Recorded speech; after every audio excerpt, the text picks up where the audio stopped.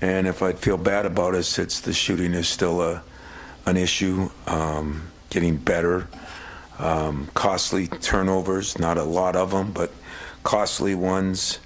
And just kind of getting our best players to play their best. I think that is a big thing. Looked at a lot of film on the 3.5-hour ride home from there, and a lot of film on Friday, a lot of film on Saturday. And, and I don't think we're that far off from being a very good team, but if you don't shoot it better, that covers up a lot of evils. The problem is the evils that normally you're covering up are some of our strengths, and the shooting, which as I went back the last 7 years, I think 1 year we were under 35% from the three, and probably 3 or 4 years we were over 40. So this is an anomaly that I think will change, and when it does, I think we'll take another step. As far as Georgia Southern, Charlie Henry's their coach. His dad coached in the state. He's been in the state. He's been up to our place many a times. He was at Alabama. Good guy, good coach.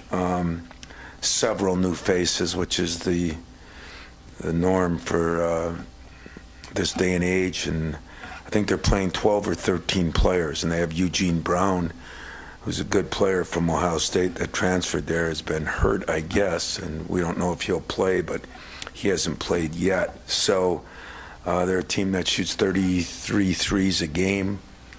The ball goes up a lot, and it goes up from all over, and they've got a number of guys who can shoot threes. So concerning, because anytime a team shoots 33 threes, they haven't won a game. I can't believe that after looking at their talent and how many guys they got that can shoot the ball.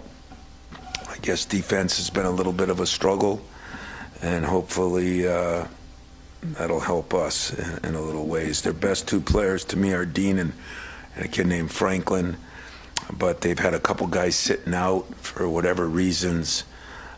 So I don't know what we're going to get or who we're going to get, if I was to be very honest with you, other than Franklin and Dean, who both are averaging 12 or 13 points, but everybody's averaging that because anywhere from 8 to 12 because of the number of guys they play and number of minutes. Still questions? Go ahead. Do you see some similarities between the two, your team and Georgia Southern, in the sense that you guys are both looking for that win to kind of hang your hat on?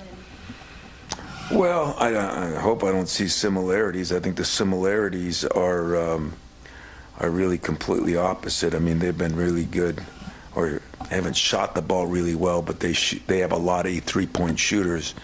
We haven't shot the ball real well. We've been very good defensively. They have not been very good defensively.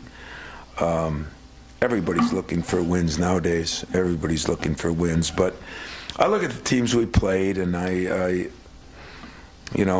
still say if you make anything in that first game, you win that, you're 4-2, and you're feeling a little better about yourself. But I am encouraged by some things that have happened. We have played more minutes of good basketball. It's the minutes we don't play good basketball has really been costly. I don't think there's any question that one other issue we had the other day, excuse or not excuse, Tyson Walker was, very poor job on my part with Tyson in that game. He was dead, didn't realize it. So I'm blaming trainers, I'm blaming myself, I'm blaming my staff, but I am blaming myself on that. After the game, he got back here. His weight went down to 169 pounds, and I couldn't believe it. He was up to 183, and so that, from the illness and everything, he was not himself in that game, not nearly as good defensively, and so I think that had a lot to do with it too, and that falls on me more than it falls on him. But big win. I think we need a win. We need to play better. We need Jaden and AJ to play better. Your best players got to play well. We need our best players to play well. We need to get Malik more involved. He's playing really well. He did a good job in a lot of ways. But we need to get him a little bit more involved in the offense, too. Tom, this is your only game, I think, in 11 days, I think it is, between Arizona and then Big Ten play. How can you kind of use this time? Can you focus on yourself? Yeah, this is a very important time. I'm mad at a lot of people when you go through this. I don't think our scheduling's been great either, and how we've done it and what we've done. We got caught a little bit, and, for a couple of reasons. But we got some strange games. I mean, this is a different game. Indiana State's a pretty good team. Oakland, we all know, is a good team. So you do need some games where, like 90% of these teams are getting where nothing wrong with playing a tough schedule, but then the other part of it's got to be, when you have time in between. We didn't have any time between, I think it was Butler and Elkhorn, and then the Southern. We didn't have much time either, and so this is good. We'll get some time. Now next week we get some time, but it's finals week, so that's a little bit distorted. But right now, this has been good. We had Friday off, we had Saturday, Sunday today, and then we'll play, and then we get a week off to hopefully get Michigan State better and to get healthy. I mean, Tyson didn't practice Saturday, did practice yesterday. He's gained some weight back, but that was a tough situation on him, and one that I don't think we handled very well. Wondering about the slow starts, because that's obviously been something that, since the exhibition game with Tennessee has been an issue. Have you identified kind of what that might be? And is that, with a veteran group, is it better to, the second half, the way they came back, you don't want to do that often, but that they've shown that ability? Yeah, I think they show that ability because I think we got a really good team. The really good team hasn't shot the ball very well. I can't even look at turnovers. We're averaging probably less turnovers than we have in my era. And we had 9 the other day, but the turnovers led to 2 threes, and layups. That was the killer in that game, is what do they lead to? Are they live ball, dead ball? But I'm pleased with that. Hey, listen, AJ is a good player. He's got to play good, and Jaden was one of my best players at the end of last year and has really struggled from the 3, and I think it's affected a lot of his game. He's only been to the free throw line 6 times, and yet we're usually a team that doesn't get there as much as our opponents. We're almost even, and that includes the 30-10 Duke thing. So there's a lot of things we're doing better with just the Doug Herner rule. When you don't make shots, it makes everything look evil. But the starts, I'm going to try to rectify that. We're going to, see what we can do. That has been a point of emphasis. It's been talked about. It's been, we've wrestled with it a little bit, but that is a problem. You can't start out 17-1.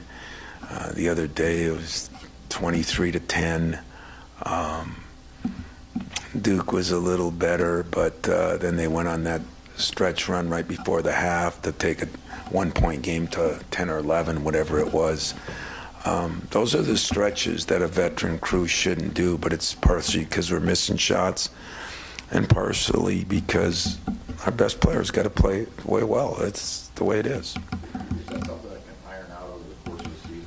And you know what I'm saying, like the second half, the ability to kind of rally back. Yeah, I think finishing strong. I think it can because they've already done it before.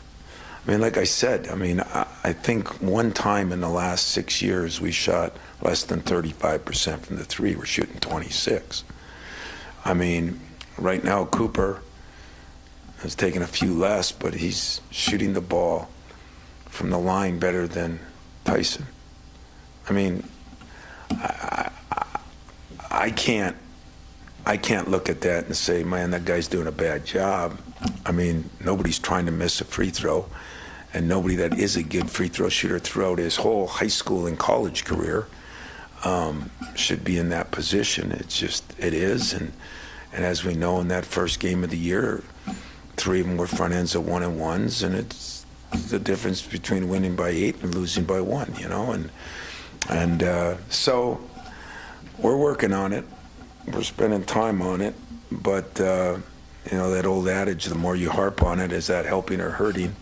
But the encouraging thing is we have come back in every game. We have been right there knocking on the door. We have played the number 2, 3, 5, 17 team in the country. So I say that, you know, what last night and this morning was about for me was I went back and looked at all 3 losses.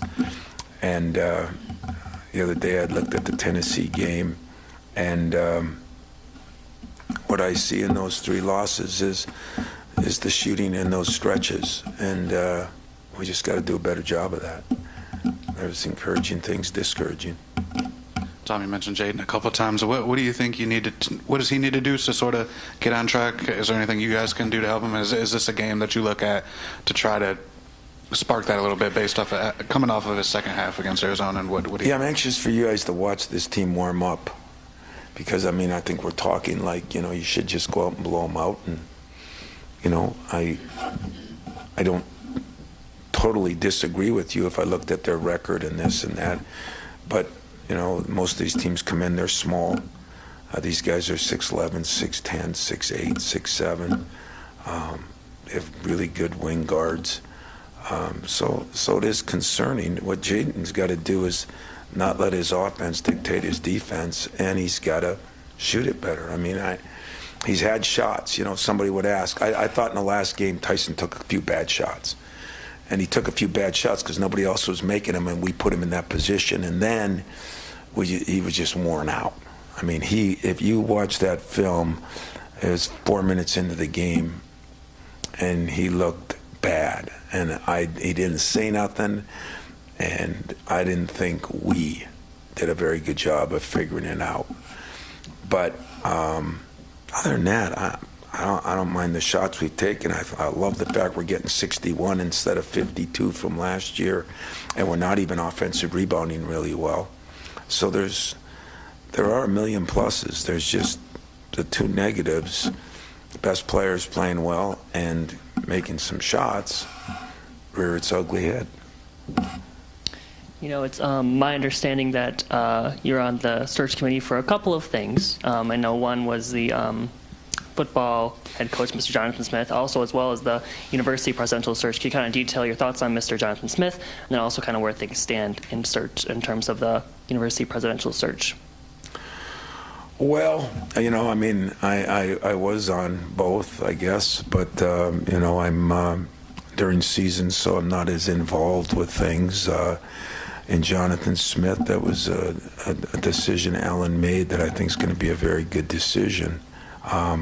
I have been impressed. Did not know him that well.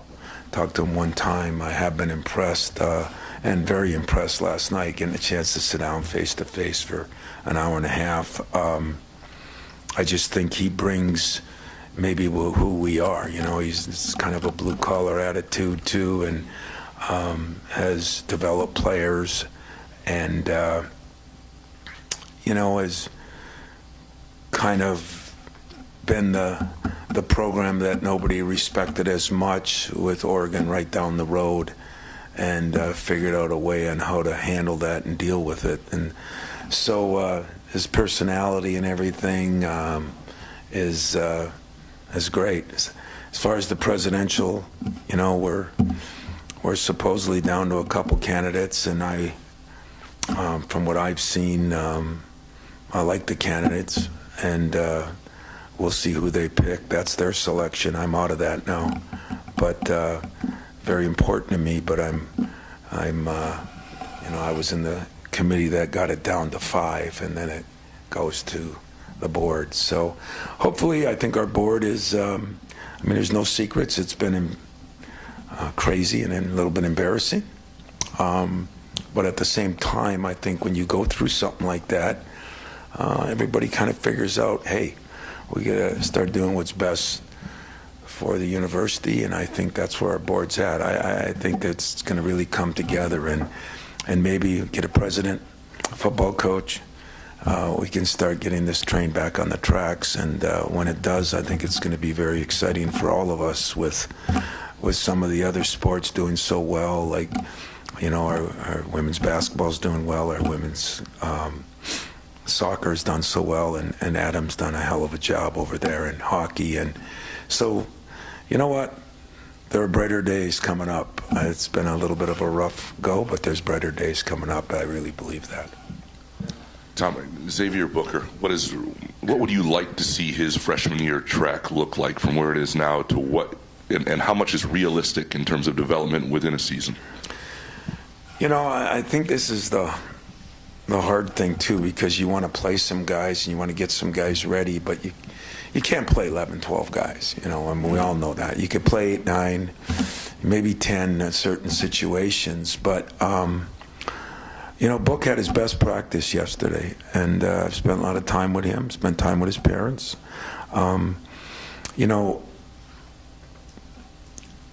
It's the motor thing is just got to be cranked up. Yes, he's not the strongest guy, but there's been other guys that aren't strong that have made it. And I think he sees it. I mean, the good news is I think he understands it. Now, what to do about it, that's something else. And but yesterday, I called him up the night before and said, the honeymoon's over as far as trying to delicately get you where you got to get. And last night I called him and I said, well, it wasn't as easy or fun today, but I thought you got a lot more done. And that's just the stages these kids go through. But if you look at the freshmen, we were laughing today. There was a 10-star guy that's playing for a school in the Pac, or in the Big 12, that played 2 minutes last night, and he's averaging about 3 a game. And there's one guy in the Big 10 that was in the same boat, averaging about 3 minutes a game. Freshmen just aren't playing as much, and freshmen that aren't ready because of physical matters struggle even more because of the 22, 3, and 4-year-olds that they're playing against. So it's been a little bit of a struggle, but what do I see his path? I see him getting better, hopefully working harder, and realizing that at this level, and he's got a lot of help. He doesn't know how good he has it. Those upperclassmen have embraced him because he's a good kid. They've embraced him like no tomorrow. I mean, Malik and Mahdi have really tried to help him. And the freshmen, I mean, Jeremy is someday going to be a great leader. And he has really tried to help Book out. And so he's got a lot of people working with him. He's got better a little bit yesterday. He's not ready yet. But he, and I guess what we do, and this is what my staff said today, as soon as you struggle a little bit, and I don't know if, like I said, what would we be saying if we beat GMU? And we probably played better against them than we did some of the other games, but what would we be saying if we're 4-2 and lose to Duke and Arizona? I don't think anybody be panicking. So I still say we can't look to our freshmen. Our team is good because our veterans are good, and they are good, and they're battle tested, and they've done it before, and right now they're not getting it done. And maybe the same should be said for the coach. So maybe Izzo and 2 of my upperclassmen need to do a better job, and that's kind of what we're going to really focus on, especially in this time where we get some time to work on Michigan State. I said all along, tough schedules mean you see warts. Nobody wants to have them, and when you do have them, you have to fix them and get rid of them. And that's what we're trying to do, to be honest with you. So his progression, it would have been nice. He's a guy that it would have been nice to play, 3-4 games early that that you could afford to play guys in, maybe not just one game here and one game here, but on a consistent basis. And so all those things I'm, going to have to look at now as these things have changed and see what I want to do scheduling-wise, not changing the good teams we play, but just maybe how we set them in there, if that makes any sense. Anything else?